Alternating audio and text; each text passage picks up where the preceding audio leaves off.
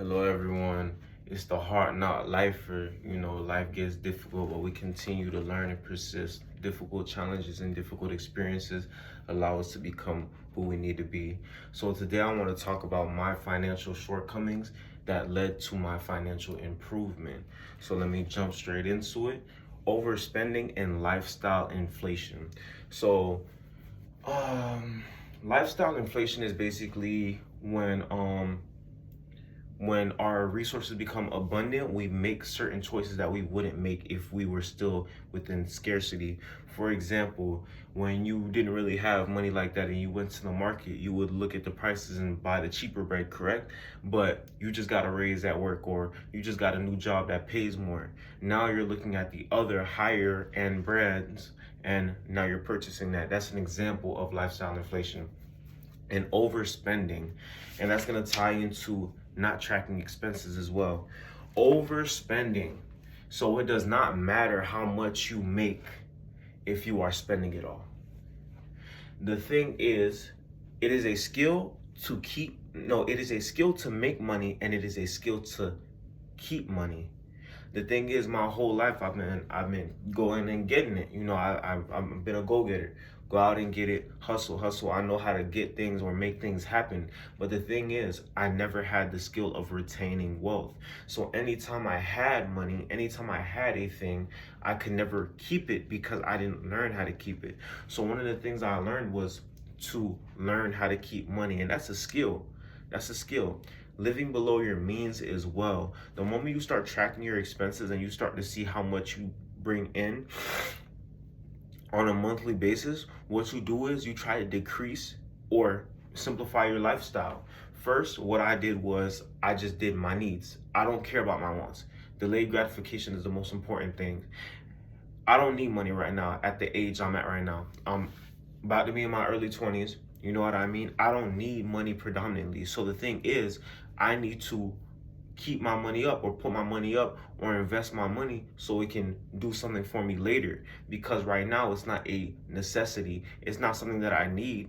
I mean, if I want to go out and do things for myself, of course I need it. But in the aspect of I'm not relying on it or dependent on it to live fully currently in my state of life. So, like I said, you want to know how much you bring in. So, if you make around $4,000 every month, you don't want to spend $4,000. You have nothing left. The thing is, you have to go look. Okay, first, focus on your needs. What are my needs? Put a category. How much do I need for gas? Okay, how much do I need for this? How much do I need for that? Your bills as well. Cut out any unnecessary subscriptions or expenses. I'm telling you, you would be surprised how many things that we just click without knowing. That's why tracking is so important. When you're aware of what's going on, you have more control of your expenses and your money does not just leave you. The thing is, if you do not give your money a purpose, that's another lesson. Give your money a purpose. If you do not give your money purpose, it'll just wander and go off and you'll never be able to keep it. So if I make 4,000 a month, I will try to live off of 1,500. So I have that extra income coming in where I can invest, put it up, or put it into things that will give me back money. The thing is, your money is always supposed to be moving. If you think saving money is gonna make you rich or wealthy, it's not gonna happen. Look into investing, look into opportunities that will grow your money, assets. Because the thing is, money is a fiat currency. Money is something that depreciates with time. So you need to put your money into things that appreciate in time. Okay, not paying myself first. Pay yourself first. Once I send my money to the church, I gotta pay myself. I gotta put something in my pocket. So the first thing I want to tell you to do is pay yourself first.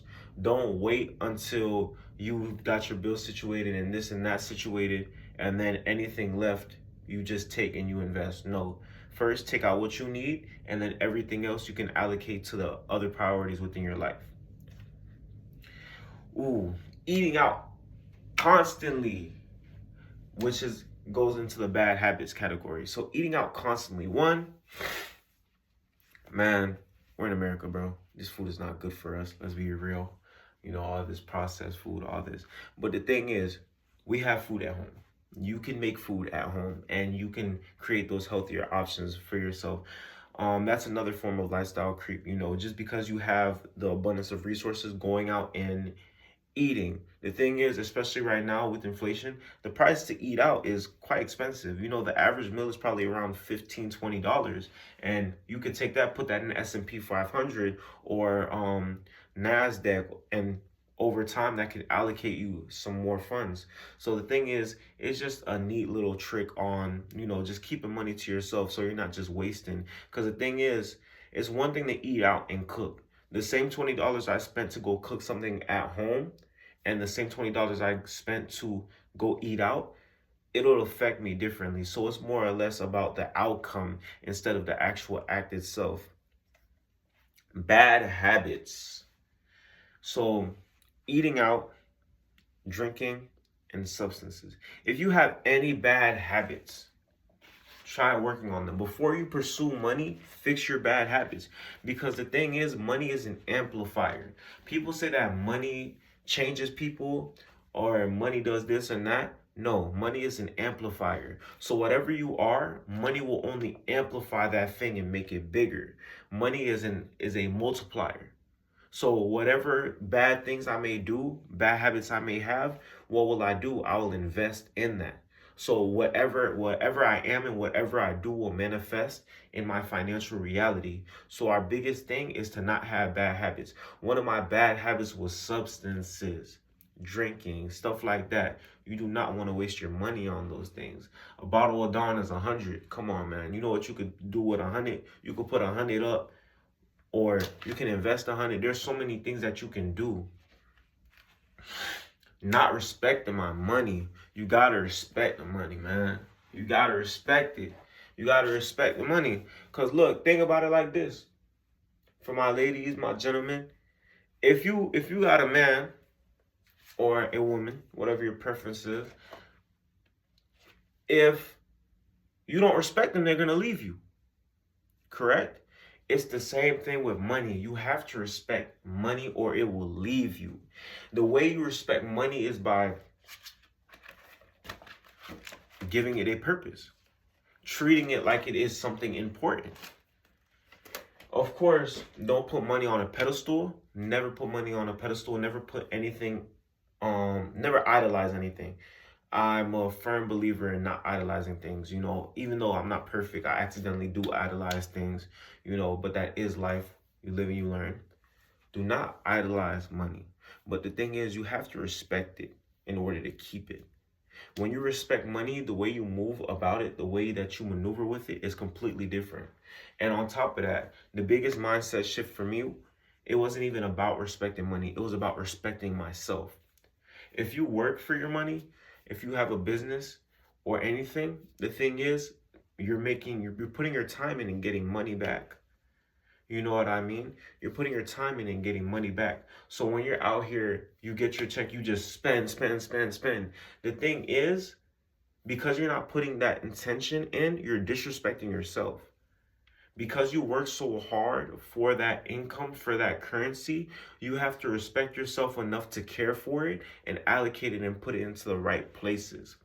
The best way to do this, I recommend Quick and Simplify. I'm not sponsored. I'm a little channel, so I'm not sponsored. But I recommend, especially for my generation, any digital apps. Because the thing is, it's easy to operate, tech savvy. I don't do Excel. I don't do spreadsheets. That's old school. This is a new era. Like, come on. You know what I mean? Quick and Simplify. Rocket Money is one thing. I think Cricket, Fidelity, Vanguard. These are all amazing apps that can help you track or budget. Also, Vanguard and Fidelity will help you invest as well. But those were just a quick grasp of certain financial mistakes that have actually bettered my financial situation now. So I just hope that you got some value. It's the Hard Knot Lifer. Until next time.